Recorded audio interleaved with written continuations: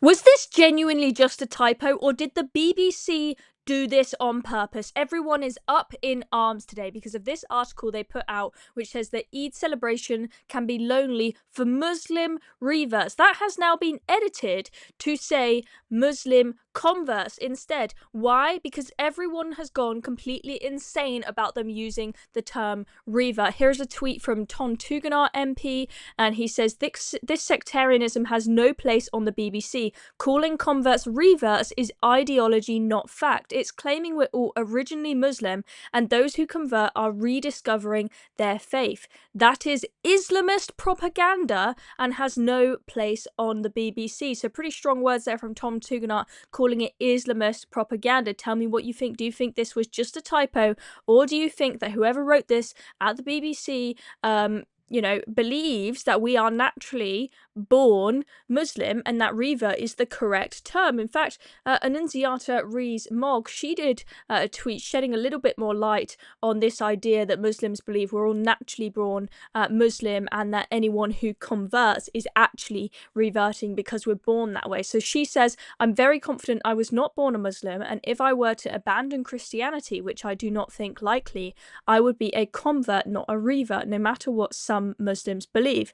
And so she's put this quote here. I'm not sure exactly where she has quoted it from, but explains this idea of the term revert. It says some Muslims refer to revert when talking about people who have converted to the Muslim faith. This is based on the belief that everyone is born a Muslim and those who embrace Islam are returning to their natural state. So that is the reasoning behind it. Belinda DeLucy, she has put up a tweet saying this is religious supremacy and ideology talk. What are you up to, BBC? Scary stuff. You seem to be determined to destroy this once noble institution. And Darren has tweeted saying apparently converts to Islam aren't converts anymore, they're reverts, because you see we're all born Muslim according to the theology Auntie Beebs now parroting as fact. Would the BBC use this theological propaganda for Christians? I am doubtful. So as you can see people absolutely fuming on Twitter about this. Now let's take a look at this article, which, as I said, has now been changed to say converts. So it says Eid celebration can be lonely for Muslim converts. And I mean, first of all, we can see at the bottom of the article, the update is added with a pretty pathetic explanation.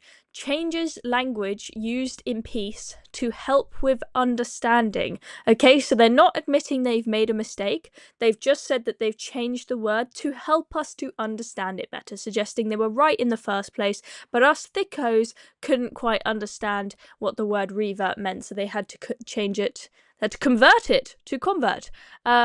And this article, I mean, it's just absolutely hilarious. I mean, it is so pathetic, clearly completely pandering. So it's basically a sob story where it tells us about, poor people, these poor ladies in the article who have converted to Islam, who have struggled with it, and they've struggled with being accepted, they've struggled with the new traditions, like, oh my god, their life is so hard now that they've converted to Islam. Isn't it amazing that there is this charity that helps, it's called New Muslim Circle, that helps people with their conversions, helps them to get through it.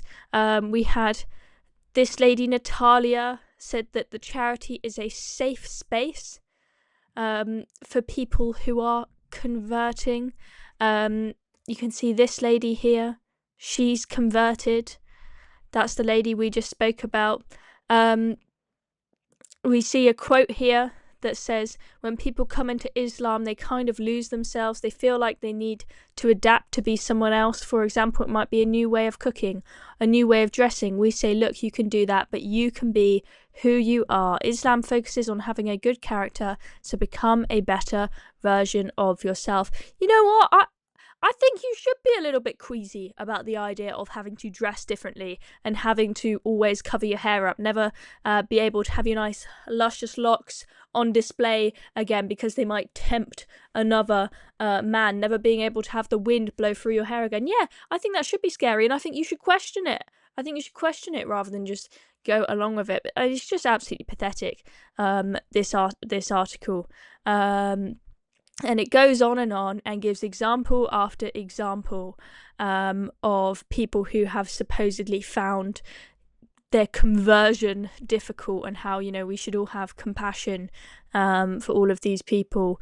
Miss Oliver said she often felt lonely at Eid. Initially, I struggled with Eid. Even now, it can feel a bit boring. There's Eid in the Park in Peterborough, and the New Muslim Circle put something together. But when you go home, you are your own. When someone wants to embrace Islam, they express their desire and usually take an oath and say their first prayer at the mosque. And yeah, it goes on. So yeah, that is the woke beeb. That is the latest today. I mean, it's just every single day you have another one of these silly stories of the BBC being woken, you know, accidentally breaking the rules. Accident? What do you think, guys? Was that an accident? Anyway, I'm Chloe Dobbs. Thank you very much for watching. Subscribe to Reasoned.